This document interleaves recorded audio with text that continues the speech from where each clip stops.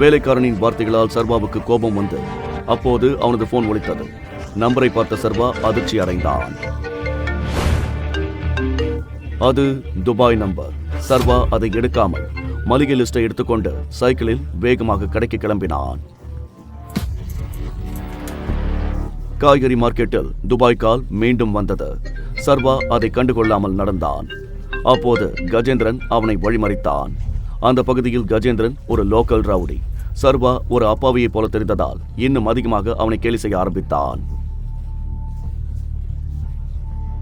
உனக்கு எவ்வளவு தைரியம்? நீ பாட்டு கிடிச்சிட்டு நிக்காம போய்கிட்டே இருக்க. தம்பி, நீ எங்க அண்ணன் கஜேந்திர கிட்ட வம்பு வச்சுக்கிட்ட. இப்ப நீ என்ன ஆக போறேன்னு எனக்கு தெரியல. சர்வா அவனை கண்டுகொள்ளாமல் விலகிச் செல்ல முயற்சித்த போது கஜேந்திரன் அவனை கீழே தள்ளினான்.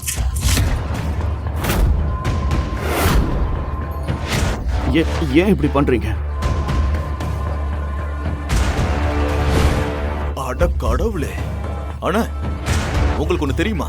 இவன் தான் அந்த கோடீஸ்வரம் மனைவியோட வீட்டோட மாப்பிள்ள. அண்ணா, என் தம்பி இவங்க வீட்டுல தான் வேலைக்காரனா இருக்கான். அப்படியா? இந்த அவமானத்தை தாங்கிக் கொண்ட சர்வா தலையை குனிந்து கொண்டு கிளம்ப முயன்றான். ஆனால் கஜேந்திரன் அவன் காலரை பிடித்துச் சொன்னான். முழு வீடியோவை பாக்கெட் FM தமிழ் யூடியூப் சேனலில் கண்டு மகிழுங்கள்.